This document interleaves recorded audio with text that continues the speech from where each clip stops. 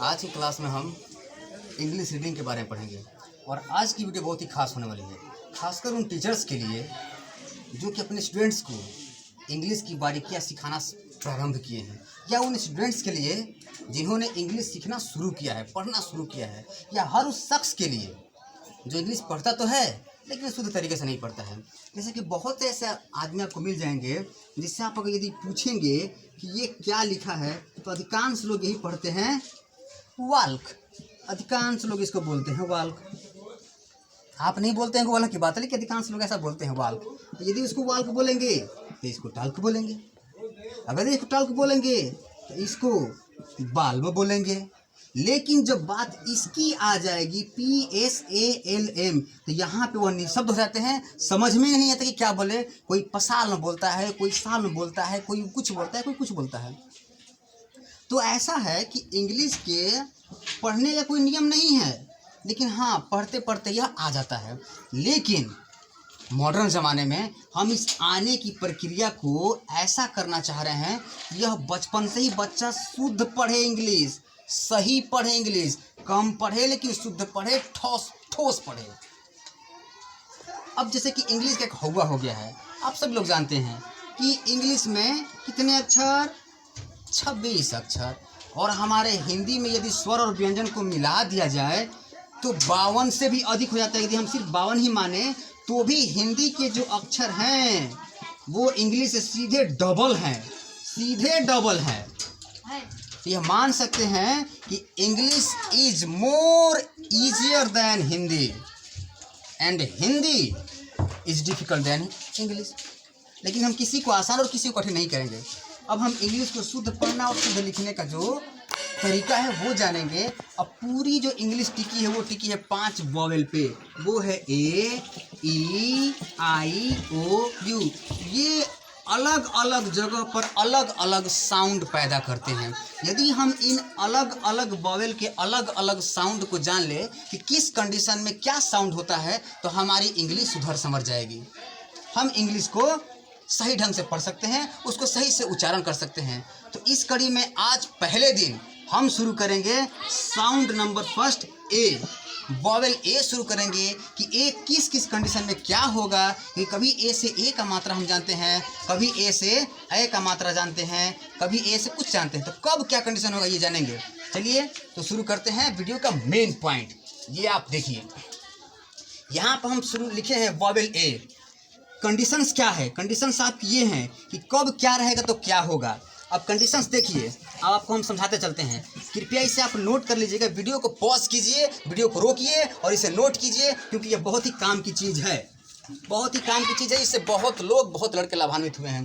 Condition number first, जब यहाँ कोई अक्षर है, इसका अर्थ हो कोई यहाँ पे अक्षर है डॉट, इस अक्षर को हम मान लेते हैं C, बीच में A है और यहाँ पे कोई अक्षर है, इस अक्षर को मान लेते हैं हम T। तो जब ऐसी कंडीशन आएगी कि दो अक्षरों के बीच में A आएगा तब इसका साउंड हम बोलेंगे अय। तो अगर अय बोलेंगे तो CAT क्या होगा, कैट, इसलिए वो कैट होता है। तो MAN क्या होगा, मैन। अब कुछ एग्जांपल्स मैं यहाँ लिख रहा हूँ, आप खुद बोल सकते हैं। यदि हम लिखेंगे TAP तो क्या होगा, टैप होगा। FAT लिखेंगे तो फैट होगा। क्यों, क्योंकि इस कंडीशन को ये फॉलो कर रहा है, और जब इस कंडीशन को फॉलो करेगा तो हमेशा ए से ए का मात्रा ही होगा, कहीं भी आप लगाए। कुछ और थोड़ा सा बड़े बड़े शब्द लेते हैं, जैसे हम लगा दिए CASH। आपको मालूम है, अब यहाँ पर आप कहेंगे कि 4 अक्षर है, नहीं, आप इस 3 अक्षर को लेके चलिए। C से क, ए से क्या बोला हम, कंडीशन देखिए, ए का मात्रा, और एस से स, भले 2 अक्षर लेकिन साउंड बनकर एक ही आ रहा है, तो हम इसे 3 अक्षर ही मानेंगे। तो क्या बना, कैश। यदि आप इसको पढ़ लेते हैं कैश तो आप यह आराम से पढ़ सकते हैं। ये क्या लिखा है, यही कंडीशंस है। फ्लैश, यही कंडीशंस है। स्मैश, तो ये कंडीशंस है कि जब 3 अक्षरों के बीच में ए आ रहा है और आगे ये कंडीशंस ना हो जो नीचे आने वाली हैं तो हमेशा ए का ही मात्रा होगा। कंडीशन नंबर 2, जब भी ए के बाद आई आएगा तो उसके बाद तुरंत कोई एक अक्षर आएगा, और जब ऐसा कोई कंडीशन आता है तब जाके होता है उससे ए का मात्रा। जैसे कि आप यहाँ देख सकते हैं पी से हम क्या बोलते हैं साउंड, प में ए का मात्रा, ए आई से क्या लिखा गया है, ए। तो ए आई से ए का मात्रा, तो प में ए का मात्रा पे और एन से न, तो क्या हुआ पेन। तो ये लिखा गया है पेन। तो आप इसको बोल सकते हैं RAIL, क्या लिखा है रेल। अब देखिए उसका क्या फायदा होता है उस छोटे से AI से, उसी छोटे से AI से यदि हम लिखे यहाँ AI तो आप बोलेंगे, क्या बोलेंगे ए। अब लगा दिया N तो क्या हो गया एन। यहाँ लगा दिया R तो क्या हो गया रेन। यहाँ लगा दिया T तो क्या हो गया ट्रेन। यहाँ लगा दिया S तो क्या हो गया स्ट्रेन। और यहाँ पर हम ING जोड़ दे तो क्या हो गया स्ट्रेनिंग। और इतने बड़े शब्द को अगर यदि हम बच्चे को पढ़ने को देंगे तो वो घबरा जाएगा, परेशान हो जाएगा, जो खासकर जो बिगिनर हो तब उसे पढ़ने में दिक्कत होगी। लेकिन कहाँ से शुरू हुआ, शुरू हुआ है खेल AI से और ख़त्म हो रहा है इतने अक्षरों पे। यदि हम इसका बेस जानेंगे तो हमारी इंग्लिश सुधर समझ जाएगी, निश्चित ही सुधर समझ जाएगी। तो कभी भी यदि AI आए तो उसे ए का मात्रा होता है। जैसे कि यदि हम एक और एग्जाम्पल लेते हैं FIL, क्या पढ़ेंगे इसे, F से फ, AI से ए का मात्रा फे और L से ल, क्या हो गया फेल। अब यदि लिखे हम NAIL तब बोल सकते हैं, बोलिए नेल। इसमें ऐसे लगा दे तो स्नेल। तो ये है कंडीशन नंबर थर्ड AY।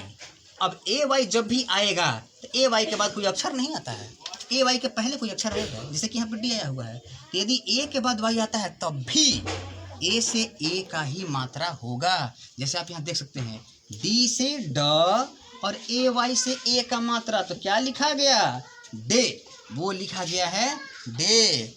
बिल्कुल उसी तरह से आप यहाँ पे देख सकते हैं PRAY, P से आप मान लेंगे प और प पूरा वहाँ है नहीं उच्चारण में तो आधा मानेंगे वहाँ पर, और R से र और AY से ए का मात्रा, क्या लिखा गया प्रे। तो प्रे लिखा गया है। किस कंडीशन को फॉलो कर रहा है, कंडीशन नंबर थर्ड को फॉलो कर रहा है। तो कंडीशन नंबर थर्ड ये कहता है कि ए के बाद यदि Y आए तो आप हमेशा साउंड क्या बोलेंगे ए का ही मात्रा बोलेंगे।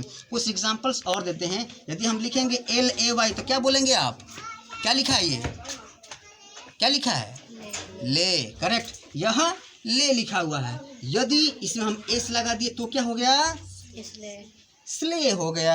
यदि हम RAY लिखे तो रे हो गया, P लगा दे तो प्रे हो गया, S लगा दे तो स्प्रे हो गया। देखिए कैसे इंग्लिश बढ़ रही है, बस हमें जोड़ना तो है उसमें। जैसे जैसे वो जोड़ेगा वैसे वैसे हम भी जोड़ते रहेंगे। कंडीशन नंबर 4 पे आते हैं हम। ये कंडीशन नंबर 4 बेहद इंपॉर्टेंट है, बेहद महत्वपूर्ण है।